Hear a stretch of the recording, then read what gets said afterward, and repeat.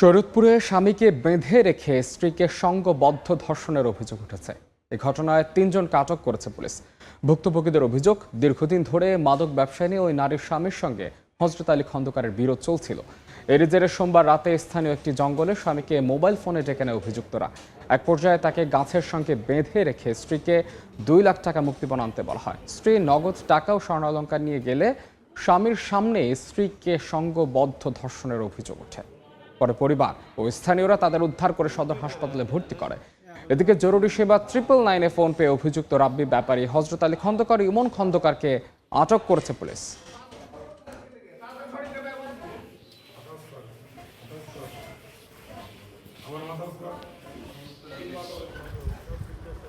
বাগলার bridge ওইখানে নিয়ে গেছে, তারপরে 999-এ ফোন দিছে। ফোন দেওয়ার পর পুলিশ আসছে, পুলিশ আসে ওনাদেরকে নিয়ে গেছে।